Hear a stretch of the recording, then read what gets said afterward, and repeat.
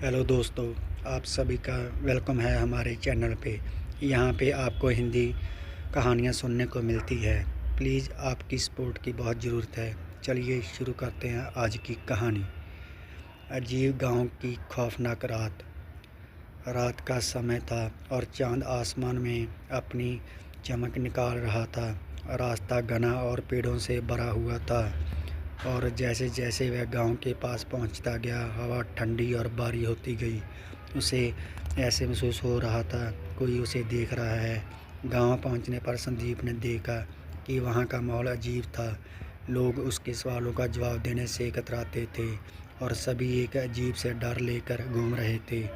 जैसे ही गांव के बीच पहुंचता, उसकी नज़र एक बूढ़े आदमी पर पड़ी। संदीप ने उससे पूछा, बाबा, इस गांव में ऐसा क्या है कि लोग इतनी खामोशी से और डर के साए में जी रहे हैं? बूढ़ा आदमी उसे घूरता हुआ बोला, बेटा, यहाँ रात को एक चड़ैल का साया घूमता है और चारों तरफ सूखे पेड़ खड़े थे। हवा में अजीब सी गंध थी जो उसे असहज महसूस करा रही थी। रात के करीब 12 बज चुके थे। संदीप के पास ही बैठा था जब अचानक उसे मंदिर के पीछे से किसी के कदमों की आहट सुनाई दी। उसने आवाज़ की ओर देखा, लेकिन वहाँ कोई नहीं था। उसने सोचा कि शायद उसके मन का बहक रहा है, पर तभी उसे एक हल्की सी हंसी सुनाई दी। वह हंसी उस रीढ़ में सहारना दौड़ गई। संदीप ने अपने कैमरे को चालू किया और आवाज़ की दिशा में जाने का फैसला किया। जैसे ही वह थोड़ा आगे बढ़ा, उसने देखा कि पेड़ों के पीछे एक परछाई उसकी तरफ बढ़ रही थी। वह परछाई धीरे धीरे बड़ी होती जा रही थी और उसकी आकृति किसी इंसान की नहीं थी। संदीप का दिल तेजी से धड़कने लगा। उसने सोचा कि ये उसका वहम हो सकता है, लेकिन उसकी आंखें उस अजीब सी परछाई से हट नहीं रही थी। तभी परछाई ने एक घूरती हुई आवाज़ निकाली और अचानक से गायब हो गई। संदीप ने सोचा कि शायद वह एक सपना देख रहा है, लेकिन उसने चारों ओर देखा तो पाया सब कुछ असली था। वह वहाँ से वापस गांव जाने का मन बना ही रहा था कि तभी उसके पीछे से किसी ने कंधे पर हाथ रख दिया। संदीप ने पलट कर देखा तो उसके सामने एक बुजुर्ग महिला खड़ी थी। उसकी आंखें गहरी और काले रंग की थी, मानो उसमें कोई ज़िंदगी नहीं थी। वह महिला धीरे धीरे बोलने लगी, तुम यहाँ क्यों आए हो? यहाँ से चले जाओ, नहीं तो तुम्हारी भी वही हालत होगी जो बाकियों की हुई है। संदीप ने हिम्मत जुटाकर उससे पूछा, आप कौन है और आप क्या कहना चाहती हैं? महिला ने हंसते हुए कहा, मैं वही हूँ जिसे लोग कालेत्री कहते हैं। जो लोग रात में इस गांव में आते हैं वो मेरी कैद से कभी नहीं बच पाते। तुम्हें भी अब मेरी दुनिया में आना होगा। संदीप के शरीर से पसीना भीग चुका था। वह भागना चाहता था, लेकिन उसके पैर मानो जम ही गए थे।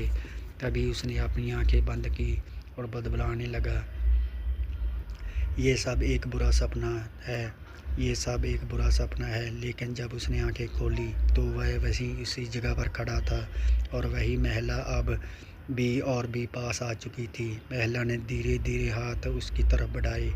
उसके नाखून लंबे और काले थे, जैसे ही वह किसी जानवर के पंजे में हो। संदीप ने चेहरे को अपने नाखून से छुआ और अचानक ही एक ठंडी लहर उसके पूरे शरीर में दौड़ गई। संदीप अब जोर से चलाने लगा, लेकिन उसकी आवाज़ वहाँ से बाहर नहीं जा रही थी। जैसे ही महिला ने उसकी गर्दन को अपने पंजों में कसकर पकड़ लिया, संदीप ने अपनी सारी ज़िंदगी उसकी आंखों के सामने नज़र आने लगी। वह उसे मौत के करीब महसूस करा रहा था और तभी अचानक उसके दिमाग में एक ख्याल आया। उसने अपना हाथ लाए हुए कैमरे का फ्लैश चालू किया और उस महिला के चेहरे पर चमकाया। कैमरे की रोशनी से महिला कुछ पल के लिए विचलित हो गई। संदीप ने इस मौके का फ़ायदा उठाया और वहां से भागने लगा।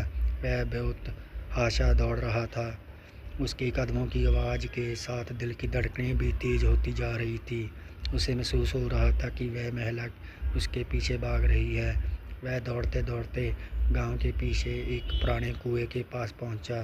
वहां आकर कुछ देर के लिए रुका और अपनी सांसें नियंत्रित करने की कोशिश करने लगा, लेकिन जैसे ही उसने पीछे मुड़कर देखा, वह महिला फिर उसके सामने खड़ी थी। उसके चेहरे पर एक भयानक मुस्कान थी और उसकी आंखों में खून उतर आया था। महिला ने कहा, तुम मुझसे बच नहीं सकते। जो जहाँ आता है वो वहीं यहीं का होकर रह जाता है। संदीप को समझ नहीं आ रहा था क्या करे। तभी उसने देखा कि कुएं के पास एक छोटी सी ज्योति जल रही थी। वह धीरे धीरे उस ज्योति की ओर बढ़ा और मन ही मन प्रार्थना करने लगा।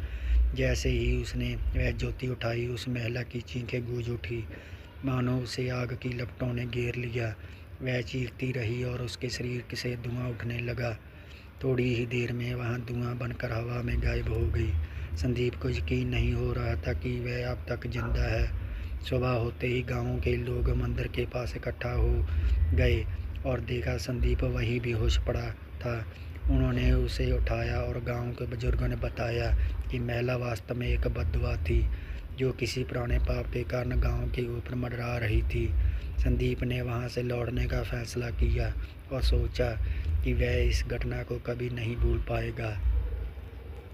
दोस्तों, आपको ये कहानी कैसी लगी? कमेंट और लाइक करें और चैनल को सब्सक्राइब करें। आपका बहुत बहुत धन्यवाद। मिलते हैं एक नई कहानी के साथ।